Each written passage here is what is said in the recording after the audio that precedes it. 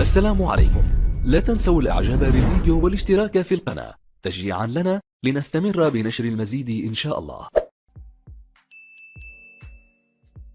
السلام عليكم متتبعاتي الكاملين، كيف دايرين؟ نتمنى تكونوا مزيانين باحوال جيده. مرحبا بكم في لاشين ديالي الشين ملاك والقناه ديالي الثانيه فاتي تي في. مرحبا بكل واحد متابع القنوات ديال الاثنين من داخل المغرب ومن خارج المغرب. كما كتشوفوا هذا النهار بغينا نهضروا على جديد هذا المرض في بلجيكا، وشنو قالت الوزيرة رئيسة الوزراء صوفي ويلميز ديال بلجيكا يعني في الحجر الصحي. ويعني كما كتشوفوا يعني دابا بداو يخرجوا الناس شويه بشويه، ما بقاوش مزيرين عليهم في الحجر الصحي بزاف، ولا يخرجوا شويه بشويه. ومنا في 11 مارس يعني شهر 5 يوم الاثنين صافي يعني يفتحوا كاع لي مغازان ديال الملابس ولا ديال الهواتف ولا اي مغازات ديال اكسيون ولا اش ام سيا. كلشي غادي يفتح في 11 مارس. في 11 ماي، اعتذر البنات، 11 ماي شهر 5 غادي يفتحوا كاع لي سوبر مارشي. صافي يعني غير يكون احتياطات، وباش يكون احتياطات غادي يدخل واحد بواحد 30 دقيقة الواحد ويخرج، وما يقدروش تمشي انت واحد بالغ يعني انت كبيرة واحد كبير الا مشيتي تقدري تدي معاك شخص صغير في اللاج تديه معاك، ما تديش واحد معاك كبير ولا. كما كتشوفوا يعني قررت عاوتاني رئيس الحكومه صوفي ويلميز صافي حتى في بروكسل غادي يحلوا سيتيدو يعني ديال الملابس وكل شيء تاني كتما في سيتيدو كل شيء غادي يحلوه. كما كتشوفوا يعني كانت داروا في جميع متاجر قبل ما تدخلي للمتجر اول حاجه خصك تطهري يديك يعني بالمطهر كيكون حدا الباب باش اي حاجه تختشي فيها يديك كيكونوا نقيين ولا ما يكون فيهم حتى حاجه. يعني هذه داروها في جميع المتاجر في يعني في سيتي دو ولا في بروكسل، نقولوا في اي بلاصه داروا يعني خرج القانون الجديد باش دايره المطهر.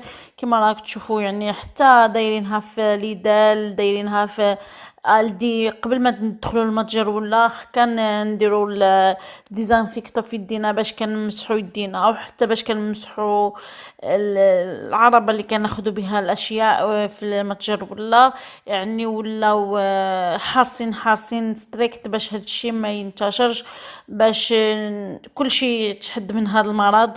يعني هما داروا واحد الخطوه ناجحه في 100% باش هادشي ما يكترش. يعني كما قلت لكم لما الواحد من يمشي للمتجر ولا ما يكونش معك واحد كبير بالغ في العمر، يعني خاص يكون من 18 عام لتحت، ما يكونش من 18 عام الفوق معك في المتجر ولا. والمسافه تكون قانونيه يعني ما بين الواحد والواحد في المتجر.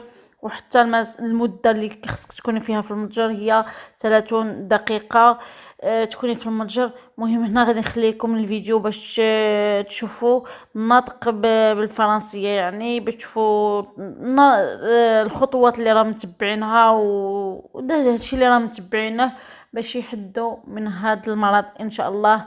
مهم راكم نتوما معنا ما تزبيو فين. Les rues commerçantes vont devoir s'adapter. Reportage à Bruxelles, Clémence Stat. C'est l'heure des derniers préparatifs dans ce magasin. Joël Lankman s'apprête à rouvrir la boutique après 8 semaines de fermeture. Pour la reprise, tout est organisé pour protéger le personnel et accueillir les clients en toute sécurité. Nous allons donc accueillir le client, d'abord donc avec la solution pour pouvoir désinfecter ses mains. Nous avons une rangée de paniers donc qui est le nombre de clients qui pourra rentrer dans le magasin. Et alors ici en fait ce qu'on a fait c'est que on a fermé nos allées principales pour qu'ils ne puissent pas passer d'une allée à l'autre. Aux caisses, la distance d'1,50 m est aussi respectée. Ce centre commercial s'est lui aussi adapté. Diminution des portes d'accès, garde de sécurité en plus et marquage au sol. Cette galerie commerçante accueille en moyenne 40 000 personnes par jour et dès lundi, ce sera beaucoup moins. On est à 3 000 personnes maximum à tout moment dans le City 2. Et on le vérifie en fait aux entrées à des compteurs. À ce moment-là, on communique aux gardes justement aux entrées qui vont dire écoute, on fait un stop, on fait une petite file à l'extérieur. Les marquages au sol sont en train d'être dessinés dans cette artère commerçante. Ici, impossible de limiter l'accès, alors on s'organise pour gérer au mieux l'afflux de piétons. On a mis en place un système de barrières nadar sur l'ensemble de la rue pour mettre des sens de circulation. On a également mis en place du marquage au sol pour permettre le respect des distances lors des files qui vont se faire devant les magasins. On va également installer des arches aux entrées, des arches sanitaires dans lesquelles on pourra trouver du désinfectant. L'attente est importante au niveau du secteur commercial. Près de 88 000 magasins en Belgique sont restés fermés pendant 2 mois. La Fédération du commerce le sait, la reprise va se faire en douceur. On a perdu énormément d'activités, énormément de chiffres d'affaires, 20 millions par jour pour le secteur de la mode, c'est gigantesque. Et donc évidemment, le redémarrage ne va pas se faire à 100%. Donc le grand défi pour nous, c'est comment va-t-on faire pour que les chaînes ne fassent pas faillite.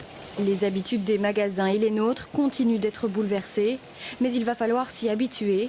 Dès lundi, marcher à contresens dans cette rue commerçante ne sera plus possible. C'était donc la dernière journée de formation pour ces enquêteurs un peu particuliers. Benoît Feit. Écoutez, c'est plus approfondi.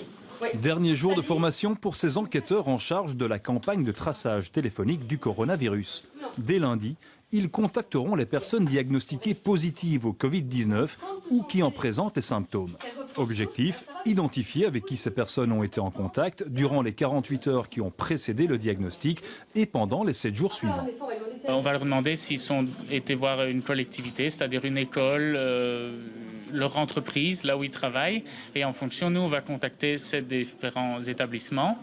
Après, s'ils nous donnent un nom bien précis d'une personne, on va leur demander plus d'informations sur cette personne-là, notamment l'adresse, le numéro de téléphone, éventuellement l'email. Grâce à ces informations, on pourra ainsi tracer la chaîne de transmission du virus et ainsi informer tous ceux qui sont susceptibles d'être contaminés. Mais cette méthode de traçage a évidemment des limites. Si la personne refuse de vous répondre, vous faites quoi ? On ne peut rien faire parce que la loi ne nous permet pas aussi d'aller aussi loin que là. On pose la question, on lui fait comprendre que voilà, c'est pour le bien de tout le monde. Donc voilà, d'appeler son sens de bon père de famille, on va dire. Si la personne refuse de répondre, il sera en effet impossible de la contraindre, puisque ces informations relèvent de la vie privée. Autrement dit, les autorités n'ont pas d'autre choix que de compter sur le sens civique de la population pour que ce traçage téléphonique porte ses fruits. L'important, c'est de comprendre pourquoi on le fait. On le fait pour identifier les personnes qui sont potentiellement contagieuses, pour leur dire de se protéger elles-mêmes et de protéger la société. Si on veut retrouver de la liberté, des libertés fondamentales, comme la liberté de circulation, la liberté de travailler, la liberté de voir sa famille, etc., on doit mettre en place des systèmes pour protéger globalement la société du virus. À noter que s'ils vous appellent, ces enquêteurs téléphoniques ne seront pas autorisés à vous révéler par qui vous avez été potentiellement. Parfois un peu compliqué à décrypter. Bonsoir Tidiem Kouache. Une réunion s'est donc tenue cet après-midi pour définir clairement les conditions pour rouvrir les écoles dès le 18 mai dans des écoles comme celle devant laquelle vous vous trouvez. Oui Laurent, les pouvoirs organisateurs, les syndicats et les associations de parents ont élaboré un résumé, une checklist des choses à faire, des produits à disposer comme des lingettes désinfectantes ou alors le gel hydroalcoolique ou le placer stratégiquement aussi au sein des établissements scolaires. Une série de conditions, d'obligations à respecter. L'objectif, c'est vraiment de donner un petit coup de pouce ici aux directions d'école qui sont parfois dépassées par toute cette logistique à mettre en place, à laquelle s'ajoute aussi tout le travail administratif, des centaines de mails à envoyer aux parents d'élèves pour savoir quel enfant viendra ou pas le lundi 18 mai. Cette note, elle sera envoyée en début de semaine prochaine, mais vous allez le voir, les directeurs et directrices des écoles de la Fédération Wallonie-Bruxelles ne l'ont pas attendu pour commencer tous ces préparatifs. Regardez ce reportage qu'on a tourné du côté de la Hulpe. Les bancs et les chaises de cette classe n'attendent que le retour des élèves. Ici, ils ne seront que 7 dans cette classe, 4 mètres carrés par élève, 8 mètres carrés pour les enseignants. Les cours reprendront dès le 18 mai, les lundis et les mercredis en journée complète. À 10 jours du retour de certains de ces élèves, la directrice s'active pour préparer cette rentrée dans les meilleures conditions. Les sanitaires, les toilettes, ce sera vraiment un endroit stratégique. Ce sera un endroit stratégique. Alors, on a déjà mis ce qu'il fallait, donc du distributeur de savon, distributeur de papier. On a aussi les poubelles. On a un affichage pour expliquer comment se laver les mains et l'importance de se les laver. Et puis, j'ai 5 urinoirs, 2 toilettes, mais je n'ai qu'un évier. Donc, ça veut dire qu'il y a un enfant. Ce sera un par un. Les pauses de midi se feront en classe, les récrés seront aussi différentes, pas d'accès aux aires de jeu et les élèves devront respecter les mesures de distanciation sociale. Ça va être le plus dur parce que les enfants sont des êtres sociaux et là on va leur demander de ne plus être si sociables que ça et ça va être très dur parce que je sais aussi qu'il y a des enfants clairement qui viennent pour retrouver leurs copains. Cet après-midi, les acteurs de l'enseignement se sont réunis par vidéoconférence pour élaborer une checklist, un aide-mémoire de tout ce que les écoles doivent faire et disposer pour garantir un retour sécurisé des élèves. Évidemment, le risque zéro n'existe pas, mais elle permet de vérifier que toutes les mesures qui doivent être remplies sont remplies et dès lors permettent un retour sans risque. Encore quelques jours de préparation, pour tous l'espèrent, un retour à l'école en toute sérénité. Le prix du billet pourrait bien augmenter. Philippe Antoine. Distribution de masques pour chaque passager. Un masque qu'il faudra porter pendant tout le vol. Voilà sans doute l'un des changements les plus visibles pour tous ceux qui vont prendre l'avion dans les prochains mois. Ce qui ne se verra pas, c'est le nettoyage de cette cabine entre les vols. Une désinfection en profondeur des sièges, des rangements pour bagages, des toilettes et aussi du cockpit. Certaines compagnies vont plus loin encore, en réalisant ce que l'on appelle une nébulisation de la cabine, autrement dit la projection d'un liquide en très fines gouttelettes, avec un produit qui reste actif pendant 10 jours. On a fait un choix de mettre une barrière supplémentaire, c'est de le faire tous les 5 jours. Ce produit est diffusé, va aller dans l'ensemble de la cabine, avec un produit virucide très actif contre le virus du Covid. Une fois les avions débarrassés du virus, reste encore à les remplir de passagers. Et ce ne sera pas simple. Selon le patron d'Air France, le secteur va mettre plus d'1 an pour se rétablir. We're not seeing return to 2019 levels to at a minimum 2022 at an absolute minimum. Récemment, plusieurs compagnies ont annoncé des suppressions d'emplois par milliers, et notamment Ryanair, qui représente environ 70% de l'activité de l'aéroport de Charleroi. Jusqu'à ce qu'il y ait en tout cas un nombre de vols assez conséquent, une partie du personnel restera temporairement au chômage temporaire, une partie reviendra. On essaiera peut-être d'alterner. Il y a différentes pistes qui sont actuellement à l'étude, mais en tout cas, le but de l'aéroport est que chacun puisse retrouver son emploi à la fin de cette crise. En attendant cette sortie de crise, il est question de laisser un siège libre entre chaque passager.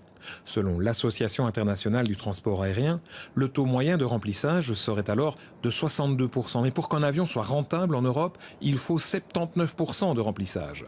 Cela pourrait donc signifier une augmentation de 49% sur le prix d'un voyage en Europe, où le prix moyen d'un vol en 2019 était de 125 €, ce qui donnerait 186 € pour le même vol.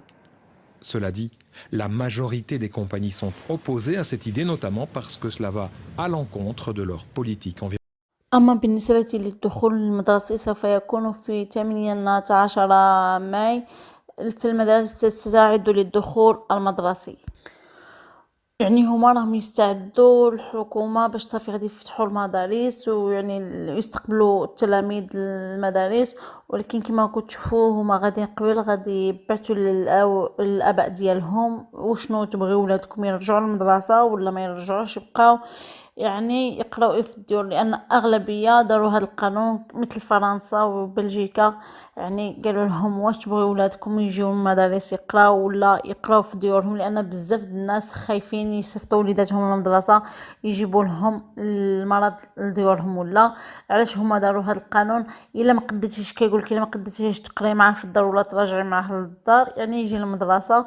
ولكن كما كتشوفوا هذا الدخول المدرسي ما كيكونش على الصغار بحال هكا، هاد الصغار كيكون على الكبار، يعني باش هما اللي يجيو يقراو، الا ما قدوش يقراو في ديورهم يجيو للمدارس، والا قدوا يقراو في ديورهم يقراو في ديورهم. يعني هنايا في بلجيكا كما كتشوفوا ولا العودة للمدرسة اختيار يعني في جهة والونيا بروكسل، واش ولادهم يرجعوا للمدرسة ولا ولادهم ما يرجعوش. مهم انايا كما كتشوفوا يعني كنعطيكم اكثر في الافاده في هذا الفيديو. يعني نتمنى نكون فيدكم بهذه الفيديوهات ونتمنى تكونوا تستافدوا معايا. وكنشكر كل واحد مدعم قناه شين ملاك والقناه ديالي الثانيه فاتي تيفي. مهم نتمنى ما تبخلوش ليا بلي لايك ديالكم وبالتشجيع ديالكم باش نزيد نستمر. ويلا نخليكم حتى الفيديو جاي ان شاء الله. بسلامه.